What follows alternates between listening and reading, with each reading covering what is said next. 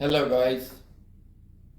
We have a meeting with Professor Rezai in 1 hour. So let's go read her paper.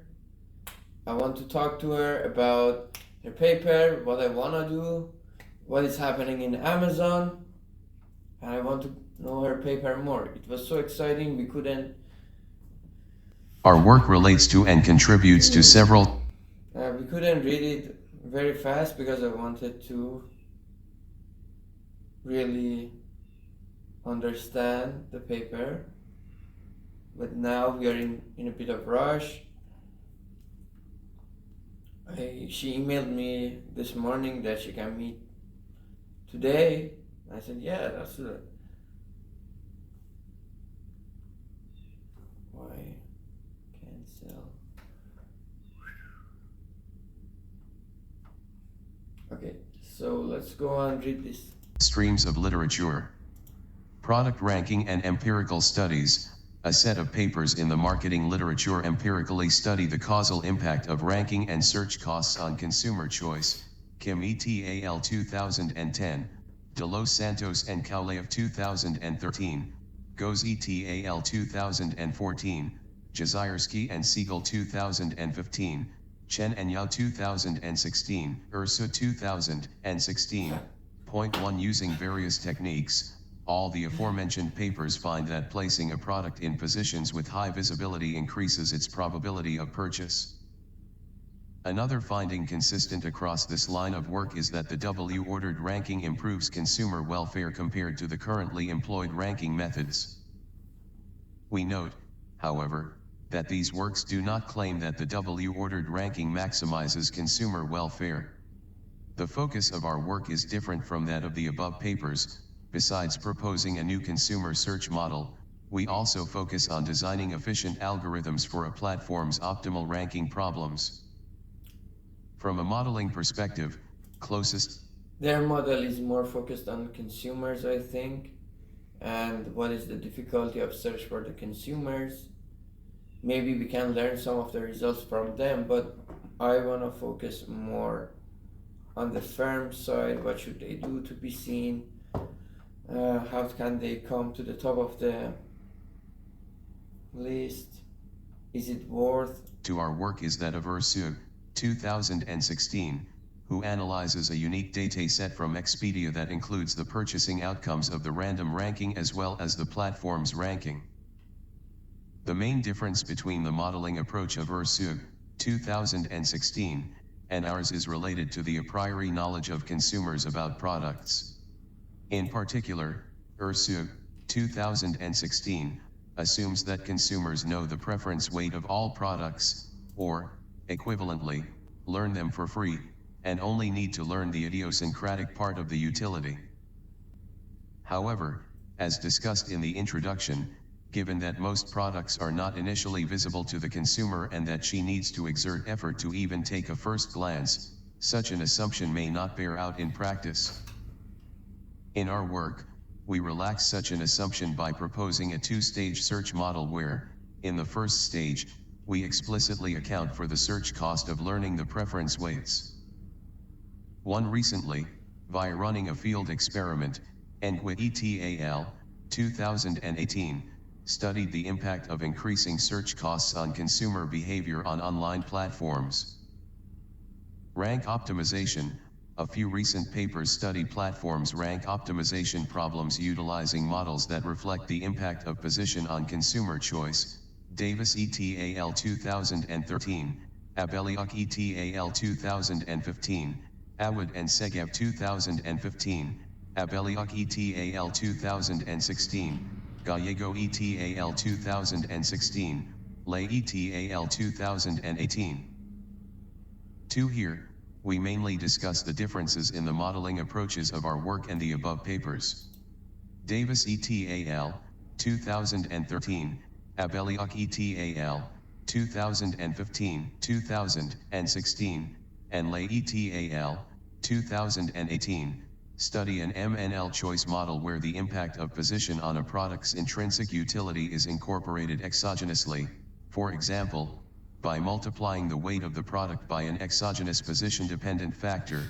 0.3 Awad and Segev, 2015, take a different approach, proposing a consider then choose model in which the population is composed of different types of consumers. For each type, the size of the consideration set is exogenously determined and is independent of the ranking.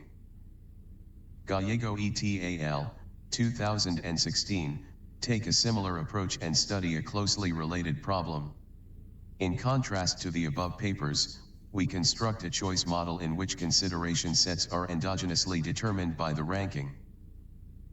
Position auctions, motivated by online advertising platforms that sell multiple ad slots through auctions and the externality that ads in higher positions impose on those in lower positions. A stream of papers in computer science and economics have proposed various models that incorporate the impact of position on the click-through rate, CTR. This line of work mainly focuses on properties of the generalized second price, GSP, auction and its relation to the Vickrey-Clark-Groves, VCG, mechanism. Varian, 2007, and Edelman et al., 2007, model the impact of position by multiplying the CTR by an exogenous position-dependent factor. However, as shown in Joaquims et al., 2007, Craswell et al., 2008, and Goldman and Rao, 2016, there is limited empirical evidence that supports such a modeling approach. Meanwhile, Agarwal et al., 2008, Kemp and Madian, 2008, and Affey and Ellison, 2011, have proposed models that capture the externality that higher positioned products impose on lower positioned ones. All models assume that the user views ads sequentially starting from the highest position. At any position, the user may decide to stop her search independently with an ad-specific probability. However, Jazierski and Siegel, 2015, provide empirical evidence that some users click on a lower position before clicking on a higher one. In a recent work, Chu et al., 2017, propose an elegant sequential search model based on the Weitzman, 1979, framework.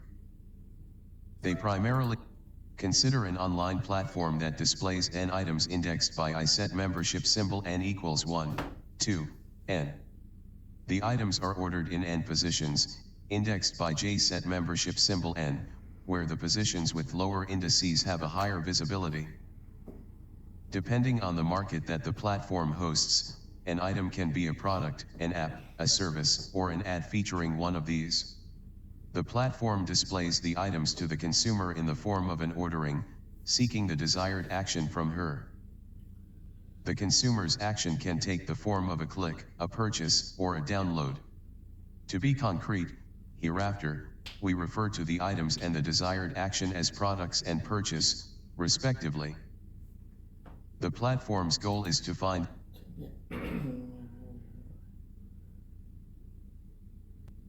desired action is purchase. The optimal ranking of the products. To be more precise, the platform's decision is a permutation pi, n rightward arrow n, where pi, j, equals I means product I is placed in position j. We will elaborate on the platform's objective in section 3.2. 3.1 Consumers' Search Behavior and Choice Model.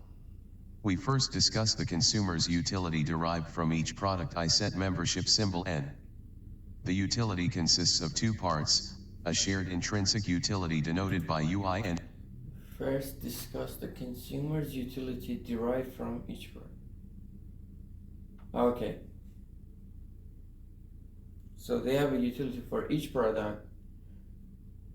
Okay, we talked about it before. A shared intrinsic utility. The utility consists of two parts, a shared intrinsic utility denoted by UI and an idiosyncratic part denoted by ZI. We adopt the convention utility, of representing, like, I don't know, U or V is itself UI plus ZI. random variables UI and ZI by uppercase letters and their realizations by the lowercase letters UI and ZI. A priori, the consumer does not know the intrinsic utility of product I set membership symbol N and needs to exert effort to observe it. We model this lack of information on the consumer side by assuming that UI is a random variable. However, we stress that after exerting the necessary effort, the consumer will know the realized intrinsic utility UI. We assume that the two parts of the utility are independent, i.e., UI. They will know UI and they will know UI plus ZI. They realize UI plus they know UI. And ZI are independent of each other. Fully. For tractability, we assume that ZIs are drawn independently from the standard Gumbel distribution.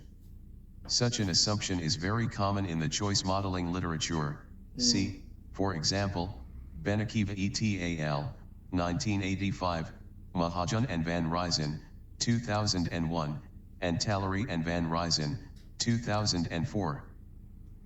As will become clear later, we will work with the exponent of the intrinsic utilities. Do you think just because it is common, we should accept it, or we should just say it's tractable this way? This Gumbel was e to the e, and it works well. I don't think. Well, one thing is being common for sure.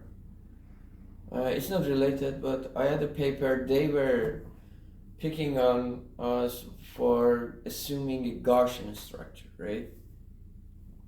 First of all, who said we are supposed to solve it for the biggest solution possible? And we cannot justify our solution by coming up with we cannot justify it by saying, oh, okay, because Gaussians are. No, I think the real justification, like the referees had complaints, right? The real justification is, let's do it and see if it works. Because we don't do that, we should come up with, oh, a lot of people do that, or it is tractable. Well, tractable, I think it is legit. Why? Because you want to solve a model. You don't want to make a model that you cannot solve. And if it works well, then it's good. They, like in a lot of this theory venues, they expect us to solve it for the most general case. No, we are applied science. Okay. Just sprinkling a little complaints about armchair theorists. Which are called the preference weights, for the sake of brevity. brevity. I think this paper is worth reading. We refer to. They don't. I think this reasoning here is. I feel it is a question, right? You send it and referee say, "Oh, why did you assume Gumbel distribution? That's so weird." First of all, it's tractable, works well with their model. They can say something, otherwise they cannot say anything. Second, I think that is the weakest reason, because other people did it. Nope. Third, best reason could be we tried it and they have some experimental results and it works well. Them simply as weights.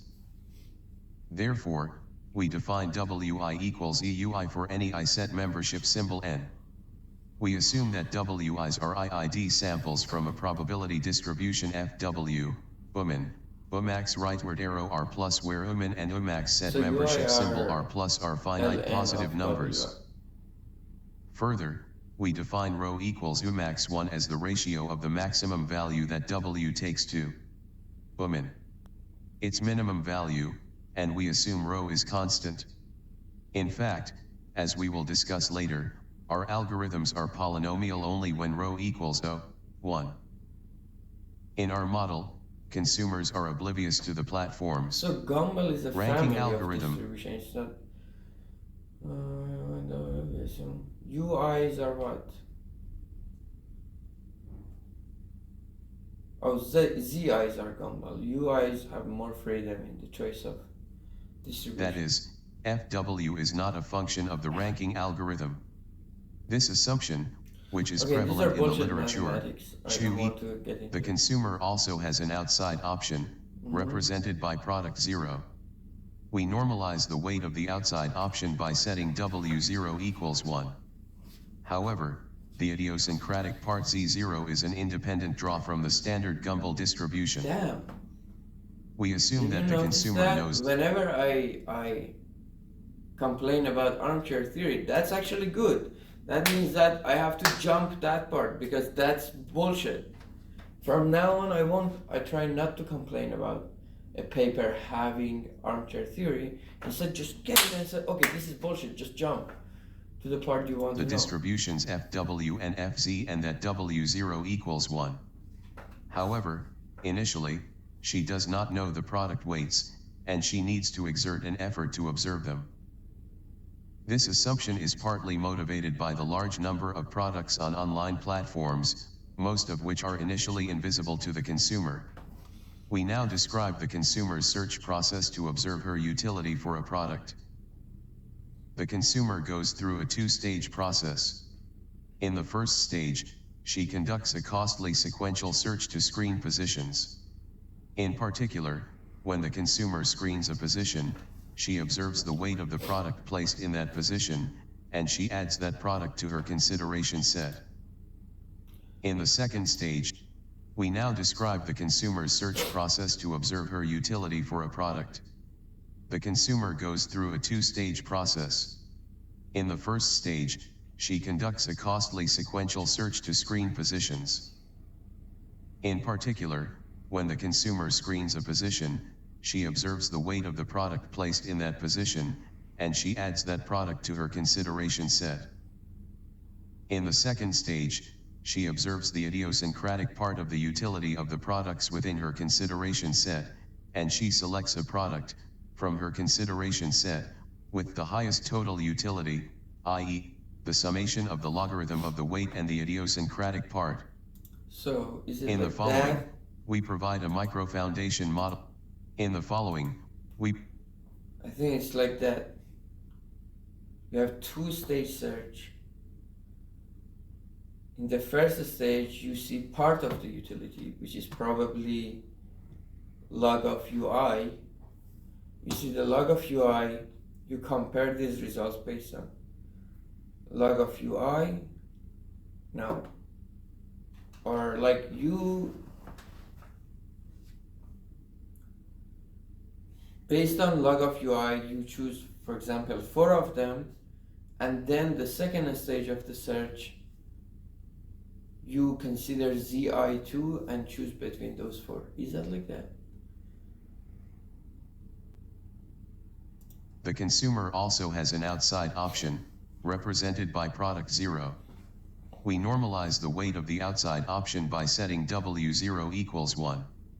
However, the idiosyncratic part Z0 is an independent draw from the standard Gumbel distribution. We assume that the consumer knows the distributions FW and FZ and that W0 equals 1. So, however, log of initially, W0 is she 0, does not. so the common part, is it called the common?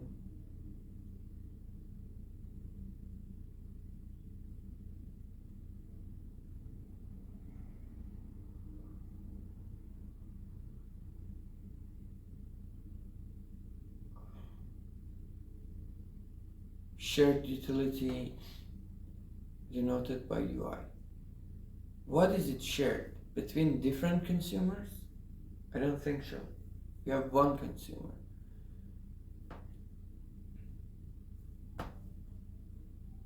Know the product weights, and she needs No, to I exert an is for effort the to observe. products. I is not for the consumer. I is for products.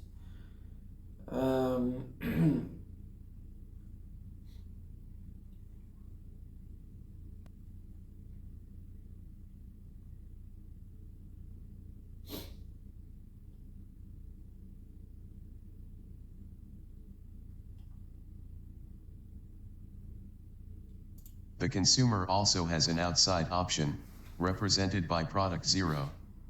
We normalize the weight of the outside option by setting W0 equals 1. However, the idiosyncratic part Z0 is an independent draw from the standard Gumbel distribution. We assume that the consumer knows the distributions FW and FZ and that W0 equals 1. However, initially, she does not know the product weights, and she needs to exert an effort to observe them. This assumption is partly motivated by the large number of products on online platforms,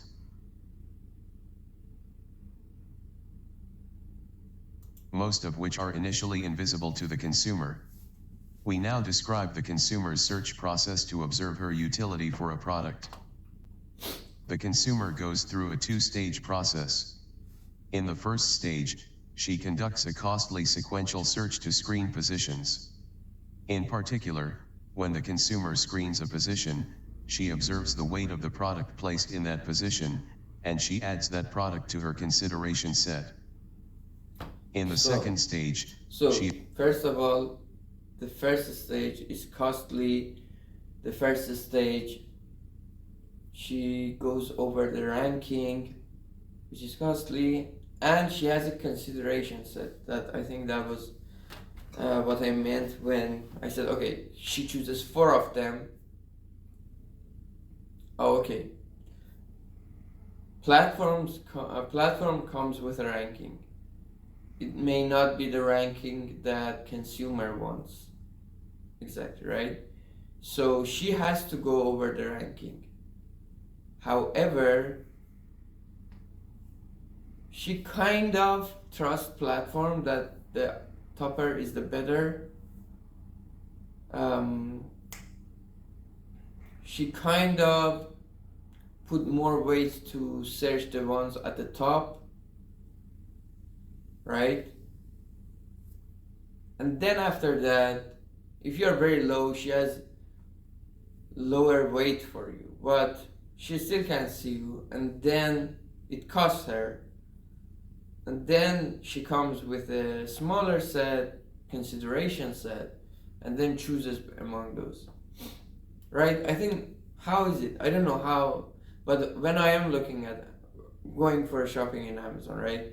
I see some of the stuff. I don't go very down in the list, right? On the top, I see multiple of them. Then I open 4 or 5 of them, not 4 or 5, but 2, 3 of them, and then I compare. I go for a deeper search and see what's up with each product between those in my consideration set. I don't know how their model is completely modeling my work, right? You go on Amazon, you choose 3, 4, then you go inside, read them in more, and then you pick one. So it's kind of 2-stage, I get it.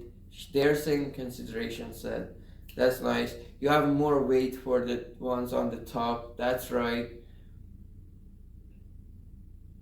I think they're modeling it pretty good, if I understood this part well. Observes the idiosyncratic part of the utility of the products within her consideration set, and she selects a product from her consideration set with the highest total utility, i.e., the summation of the logarithm of the weight and the idiosyncratic part. In the following, we provide a micro-foundation model for how the consumer optimally conducts the search process and forms her consideration set. Our search model is motivated by how consumers conduct their search on online platforms. First, consumers eyeball the products in the high positions to observe basic features, which correspond to the weight in our model. However, eyeballing does not reveal all the details about the products. Therefore, after eyeballing a subset of products, the consumer evaluates them individually, for example, by visiting web pages of those products, in order to learn more details about those products, which correspond to the idiosyncratic part of their utility. Okay. Our 2-stage search process captures such consumer behavior. Both stages of this process are costly for the consumer. In stage 1, she incurs a screening cost for eyeballing the product, whereas in stage 2, she pays an evaluation cost for each product in her consideration set.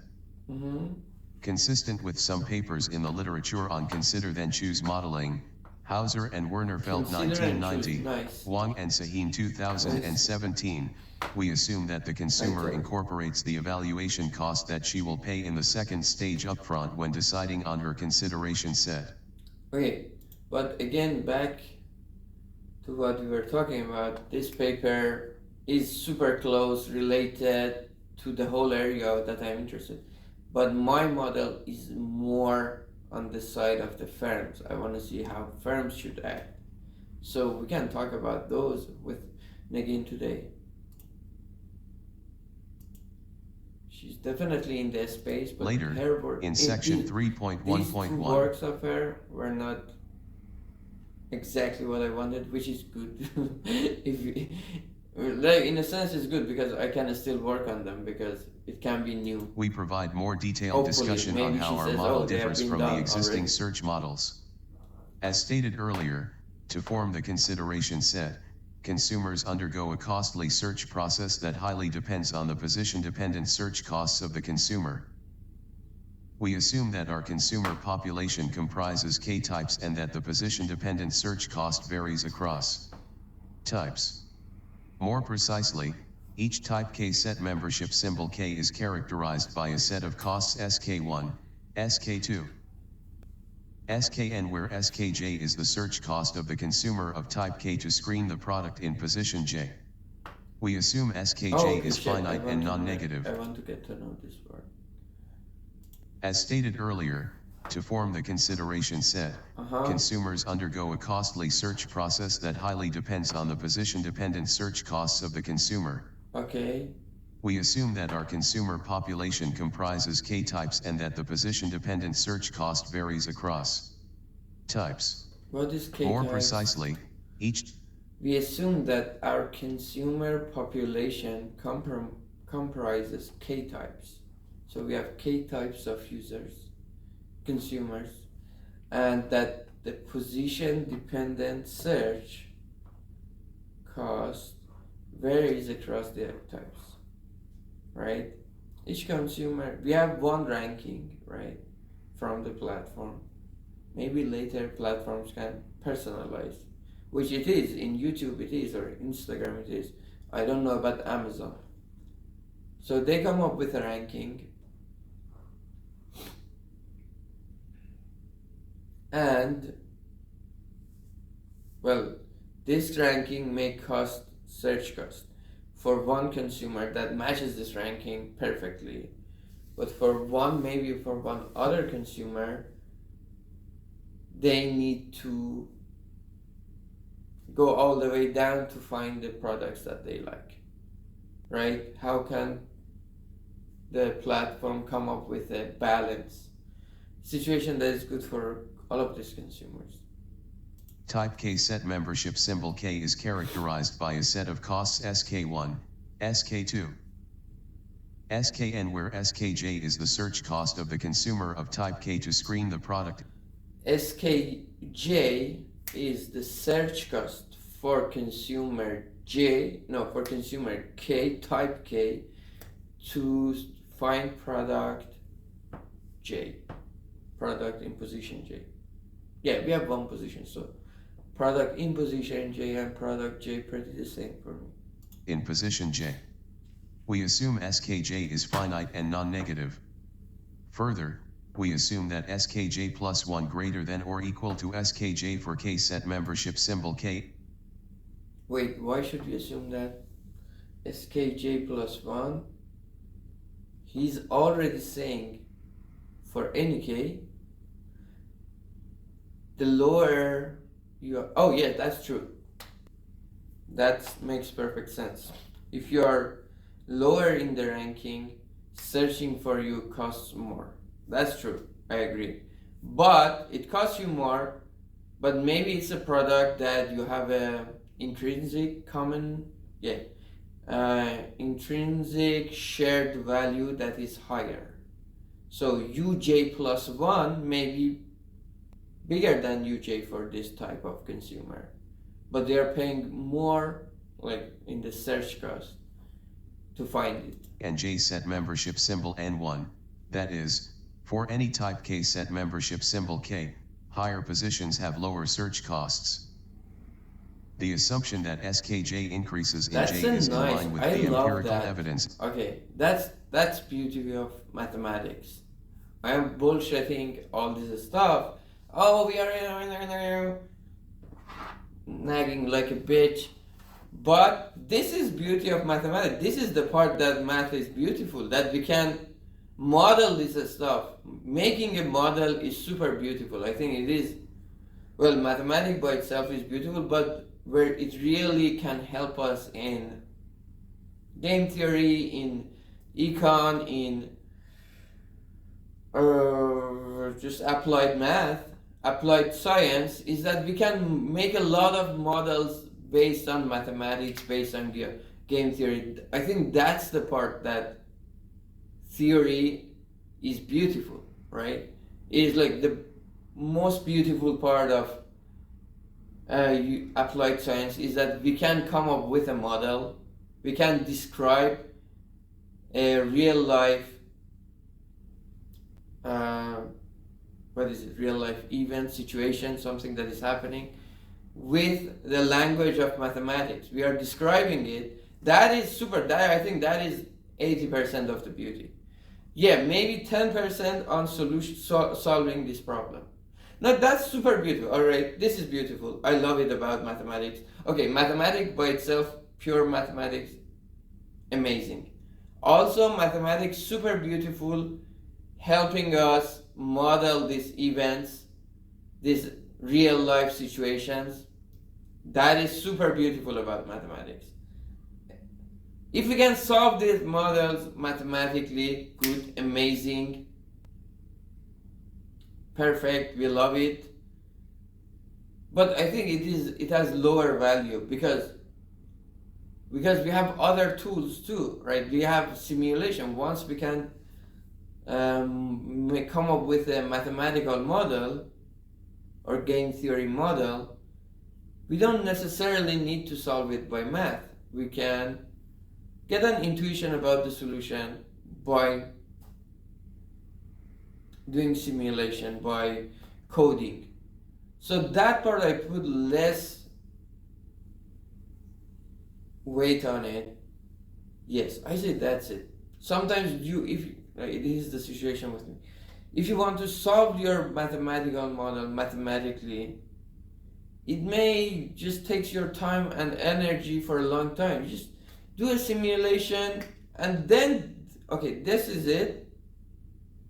And there is another layer, another step that we have to do, and it's just implementing those ideas. Okay, simulation says or mathematical solution. Either way, says that this is a way to do this model. And then let's try that solution in the real world and see how it goes. Yeah, this was beautiful. Oh, thanks God. I always nag about, oh, why are we using theory, too much theory? No, theory is beautiful to give us, to simplify the model, to come up with a model so that we can think.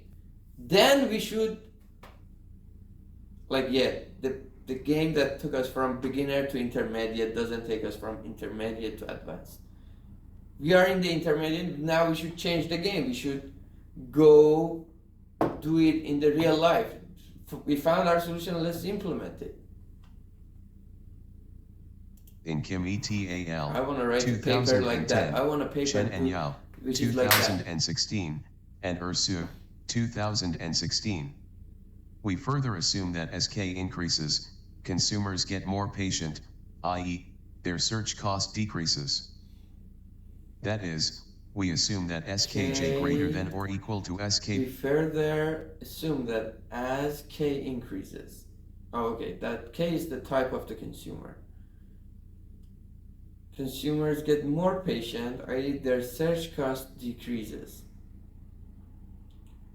So their search cost is still, then they go down, it costs them more, but compared to a lesser K, another consumer with a less K, lower K, they can go down for less price. They are willing to go to the bottom of the list because their search cost is less, or yeah, that this assumption is independent. Somebody may say, oh, their utility here is like, I can see a self-fulfilling prophecy here. They want to say, okay, like it is intuitive if at the end we say platform should design the ranking in order that you are like in a greedy solution can be say, okay,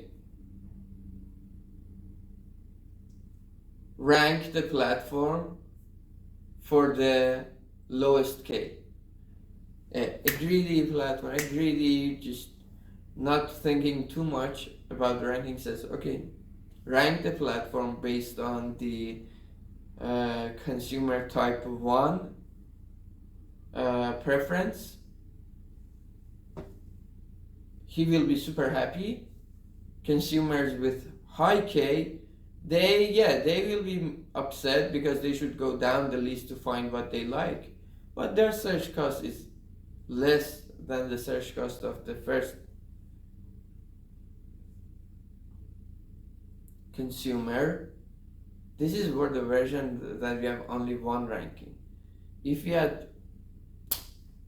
we could make personalized ranking, that would be another thing. Everybody, like we could attain higher welfares for sure. Plus 1J for any J set membership symbol N and K set membership symbol K1. This is a reasonable assumption when one can sort the customers in terms of their patience levels. We also assume that the consumer type distribution is given by theta 1, theta 2, theta K, that is, a customer belongs to a type K set membership symbol K with probability theta K. Consumer search procedure, facing a ranking pie, a consumer of type K set membership symbol K sequentially screens positions to observe the weight of products placed in them and includes those products in her consideration set. Note that this is a finite horizon. Her consideration set? Consumer search procedure, facing a ranking pie, a consumer of type K set membership symbol K sequentially screens positions to observe the weight of products placed in them and includes those products in her consideration set. Note that this is a finite horizon sequential decision-making process. Note that this is a finite horizon. So she goes through the list sequentially and she's trying, at the first stage, she has to come up with a consideration set. Pick 3 of those products. At this stage, can she realize the UI?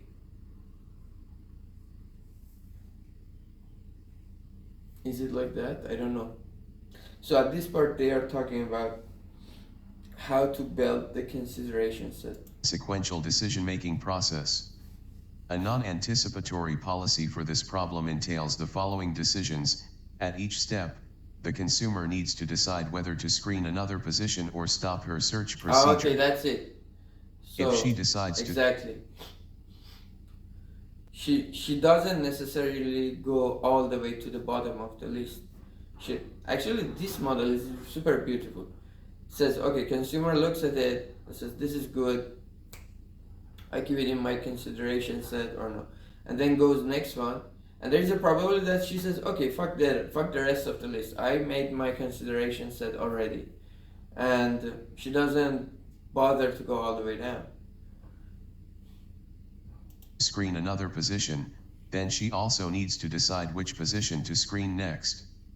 When she screens position J, then she observes the weight of product I equals pi, J, i.e., the product placed in position J, and incurs the search cost of SKJ, which is the sum of the screening and evaluation costs.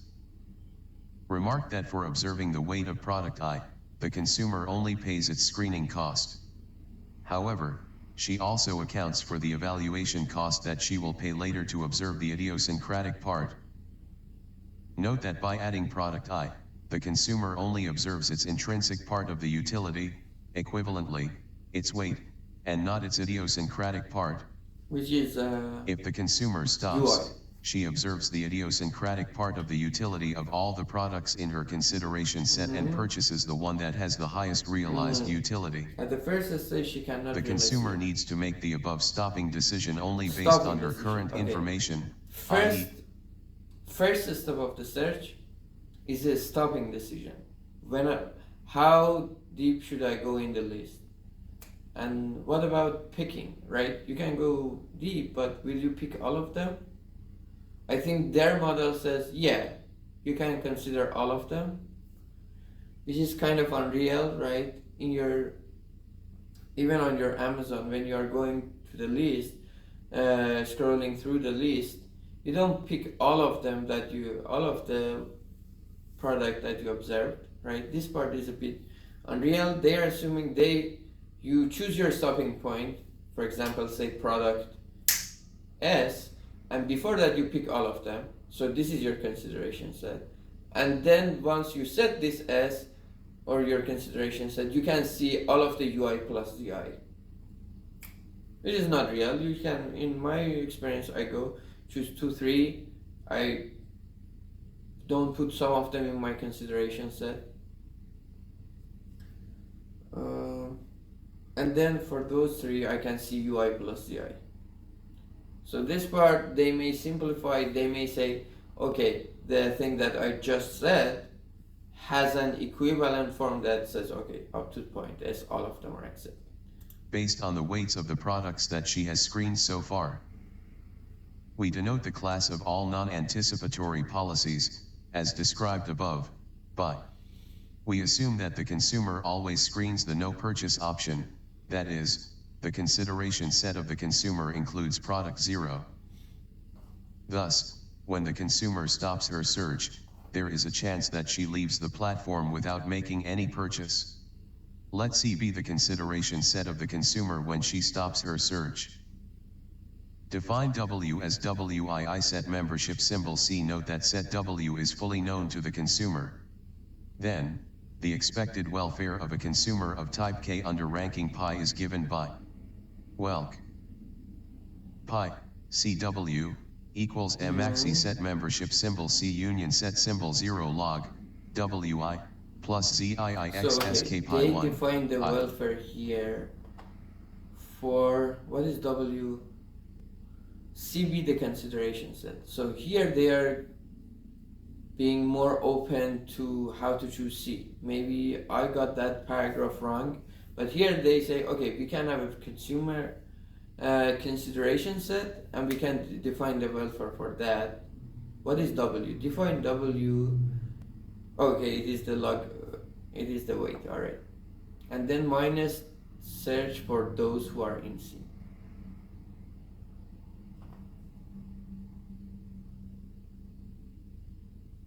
Do you think it should be minus the ones who were in C or minus all of the ones up to point C? Like the lowest index in the C. Because in my head, again, what do I have in my head? What they are saying is that you're only paying for the cost of the object that you put in your consideration set. In my head, I'm saying you are paying the cost, like you came up to this point of the list, right, ranking. Either you put something in the list, your consideration set, or you didn't, you searched for it. If you came up to here and you didn't pick something to put it in your consideration set, you are still paying its cost. So I have a problem with this part of this term here. I set membership symbol C1, where the expectation is with respect to WRT ZI. I set membership symbol C union set symbol 0.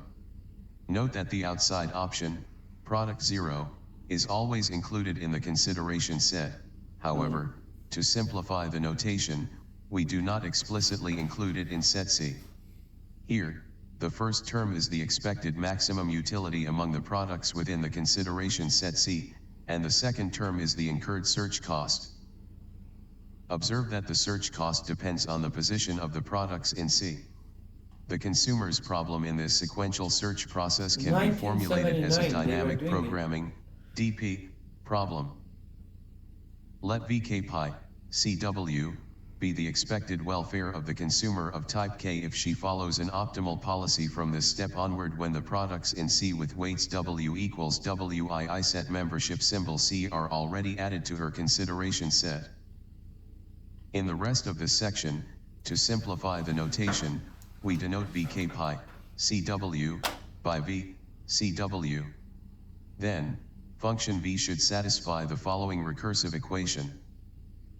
V CW equals max welk CW max EV C union set symbol pi J W union set symbol W pi J I J set membership symbol and backslash pi 1 C 2, where with a slight abuse of notation, pi 1 C is the set of positions of the products within set C, i.e.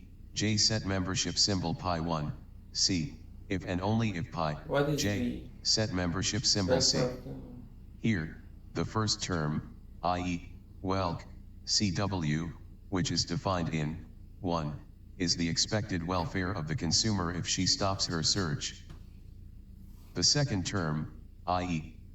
max J set membership symbol and backslash pi 1.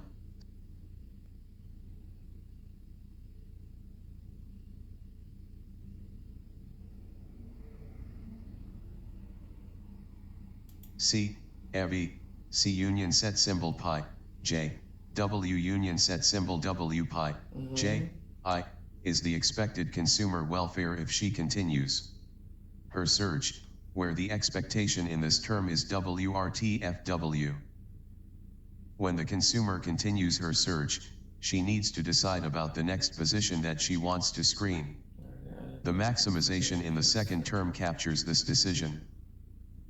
In section 4, we present the consumer's optimal policy, i.e., the solution to the aforementioned DP.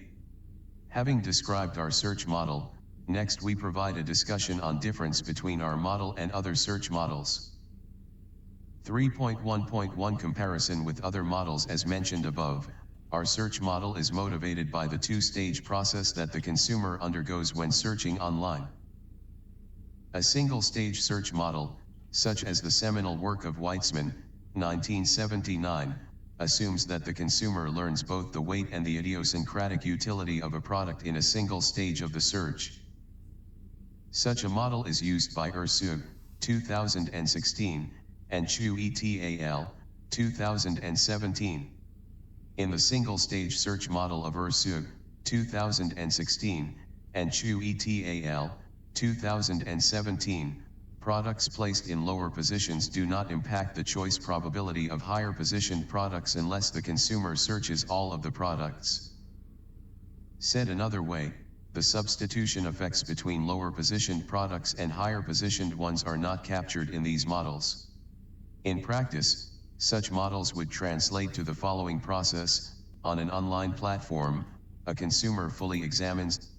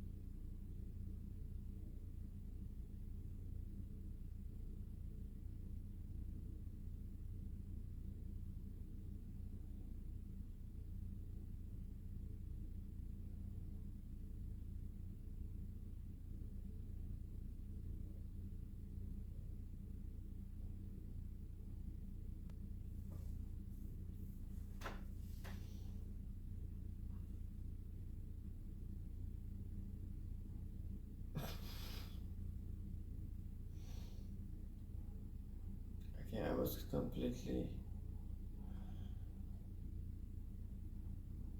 gone.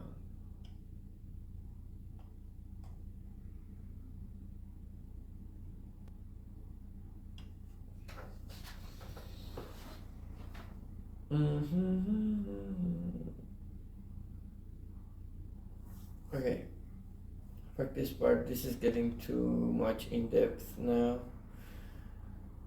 I want to go to the numerical.